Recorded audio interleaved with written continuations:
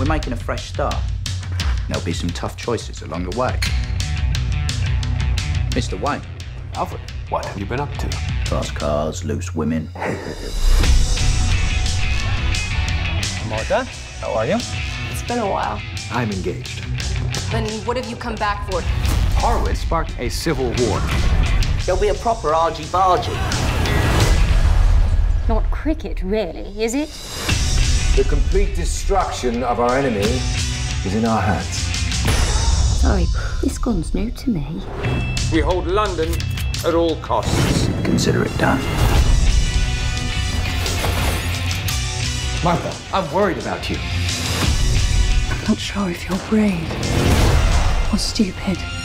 Both. Any questions? No?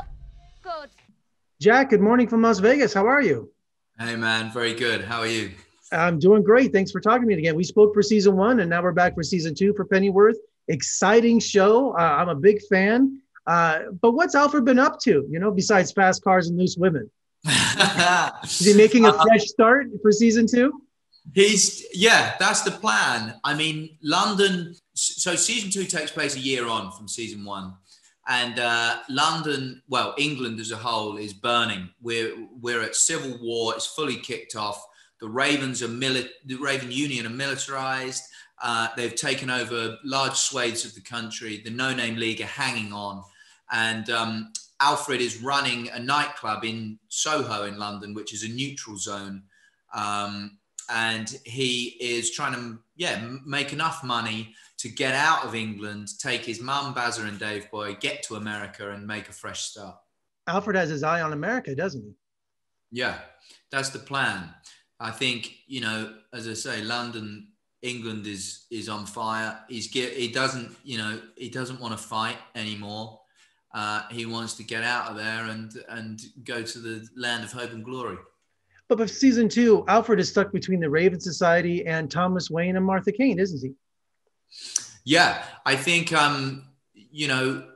Martha is very firmly with the No Name League. So she's on the left and the Raven fascists are on the right. So Alfred's stuck somewhere in the middle. I see it, when people say, what side is he on? I see it now as he's created his own side, his third side, which is in the middle. If he had, he certainly would be more politically affiliated with No Name League than the left rather than the fascists, but he doesn't want to part in any of it. He wants to take his mum, Bazza and Dave Boy, and get out of there. And the pandemic's just caused chaos for your production of season 2, hasn't it, for Pennyworth? Yeah, it was. I think, we got completely shut down, obviously. Really, for us, I feel like we kind of got away lightly because everyone was healthy, which is the most important thing. We got shut down in March when we were a third of the way through the season, and we had 5 months off, really. There was uncertainty as to if and when we were going to go back, but we drew up, or Matthew Patnick, our exec producer, along with the help of a third-party Cavendish Health organisation, drew up some guidelines that we had to stick to when we went back in August, like everybody else in the world. And we went back, we were very lucky. We were sort of wrapped in cotton wool, us actors, and we managed to make it through 3 months of shooting without being shut down once. So I think it's testament to everybody's discipline and, safety-minded consciousness, really. And finally today, Jack, how's the fan reaction been to Pennyworth? I mean, after season 1, I'm a tremendous fan of the show, but has there been an outpouring of admiration for the character and for the series? Yeah, I think so. I mean, anybody that has seen it has loved it. We've had glowing feedback. We just hope more people get to see it, as is always the case. There's so much out there. But EPIX is a fantastic home. They're brilliant, and it's been great. Everyone's been pleasantly surprised, I think, and have really got it and responded well to what we're trying to do. So, yeah. Well, congratulations on season 2, Pennyworth on EPIX. And when you have a chance, Jack, come visit us in Las Vegas. We'd love to have you. I would love to. Thank you very much. Yeah. Ben, Emma, good morning. Hi, Hey Jeff, how are you? I'm doing good. Thank you so much for talking to me today. And I'm such a fan of the show, so I'm so excited for season 2. Only seen a few episodes, but they tease us, so we got to wait like everybody else. Ben, let's start with you. Thomas and Martha's romance, it's in full swing for season 2, isn't it? Yeah, I mean, it gets there after some initial stumbles. But yeah, they're back to sparring their version, their own brand of what it is to, I guess, love or relationship, which is quite unique to these guys. And when actors are involved in a love affair for a series, and Emma, do you guys like call each other and say, do you go over the script and go, oh, look at this scene here, or do you kind of keep it fresh when you get to the set, or do you talk beforehand? I say don't contact me until I'm on set. I don't want to hear from you. No, I'm kidding. She won't look at me until they call action. Ben and I have been really lucky with this because we get on very well, and that thankfully lends itself to making it comfortable to have to be doing these romantic scenes and these sort of lengthy, chaotic scenes. On a practical note, it also means that we feel comfortable just like calling each other to, if we've got like a very long scene, to run the lines a few times, because often the scenes that Thomas and Martha have will be like 7-page, kind of almost like the way it's set up will be sort of theatrical almost. So like to be able to just rely on each other to go over that is really helpful. And Ben, is it exciting to portray a character that's really has no backstory, Bruce Wayne's father, but you can start it from scratch, and it has so much possibilities to it. Yeah, it's wonderful, really. I think Bruno has been so inventive, and he gets to invent a huge backstory for both these characters, and we see a part of that as well. And it's nice to not have to live up to something, an expectation or a pressure. Yeah, there's a lot of kind of freedom and creativity within that. Also, my camera cut out, I think, during Emma's answer, which I'm sure she said it's wonderful working with me. But I was going to add to that. I think something that we do prepare together a little bit and share information about the characters. But sometimes I know that Emma will have certain thoughts about Martha that she won't share with me, because it might not be helpful for Thomas to know what Martha is thinking in those moments. So there's equally helping each other with stuff, and then there's you can overshare about that as well. So part of it is just leaving it to the moment in the scene, and kind of what happens. And I think thankfully we're able to really trust each other with that, and they are always fun to do. It's like I always leave the day just thankful to be there and to be doing great scenes, basically. And Emma, it's a love letter to you, Emma. And Emma, what's happening this season with the No Name League? Can you give us any details, any hints? Well, Martha is boots on the ground with them, really boots. She's got some big time boots this season. They've got like stronghold in London that they are staving off the crushing force of the Raven Union from. I think Martha is feeling very liberated and enlivened by her involvement with the cause, and I think she really believes in it. And Ben, Alfred is a super spy this season. How does Thomas and Martha feel about that? About Alfred being a super spy? Yes.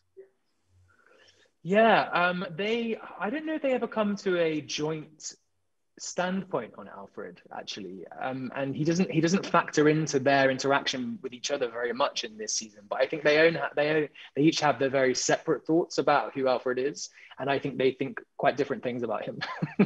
Yes. But I think as far as Thomas is concerned, Alfred will always be a huge asset to the CIA. He's one of their number one people that they want to be involved with and close to, and I think that unfortunately for Thomas, I think he also wants to be liked by Alfred, and Alfred never gives him that. But I think for the first time ever in this season, we see Alfred coming to Thomas for help, etc. And so the kind of power dynamic shifts there for the first time, which is an interesting thing to play. Well, Ben, Emma, thank you so much for joining me. Congratulations on season 2 of Pennyworth on EPIX. When you have a chance, come visit us in Las Vegas. We'd love to have you. Thank you. Will do. Thank you, Jeff. Take care. Thank you. Hey, Jeffrey. Hey. What's up, Bruno? What's up, Danny? Greetings from Las Vegas. Good morning. Hey. Good. Thanks for joining me today. I'm a big fan of the show. Thank you. Well, Bruno, let's start with you today. For season 2, London is in a civil war, and Lord Hardwood is pulling all the strings, isn't he? Yeah.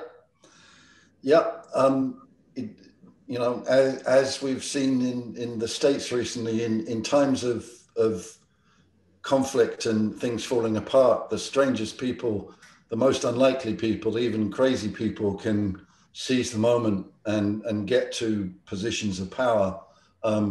It's just difficult for them to hold on. And Danny, this season, Alfred is becoming a super spy, isn't he?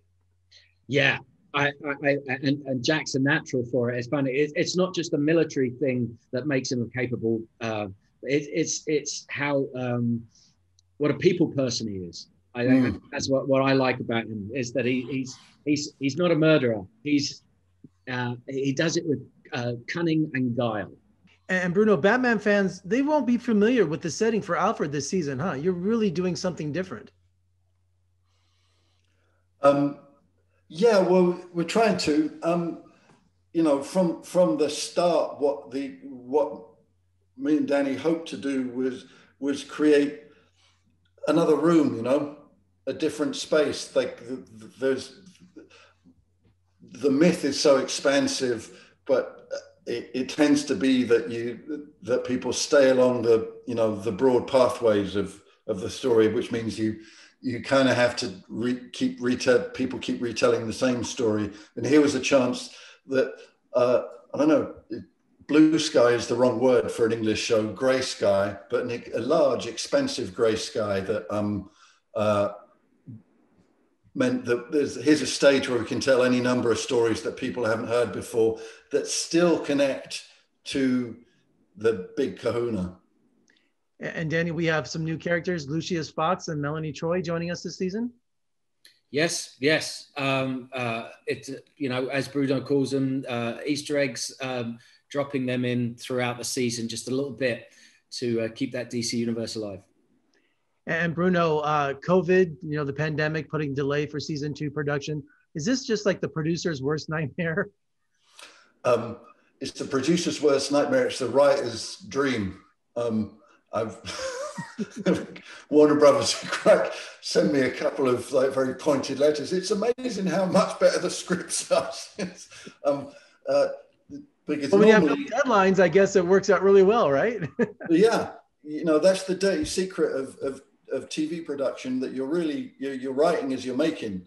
So to actually have the time to have all the scripts ready to go before we started shooting, not that I did, but nearly, was a great luxury.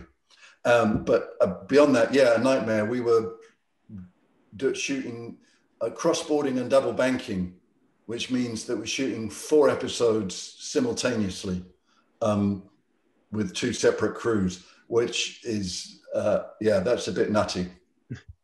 And finally today, Danny, what has been the overall fan reaction to the show? Are you happy with the fans' reaction? Very much when they find the show, yeah. If people discover Pennyworth, it's that the reaction is always the same. They were like, it opens up a world that's never been in a comic book before. So it's always great to hear those reactions. It's great to see them find the characters so young and so vital in a world that's not been shot before.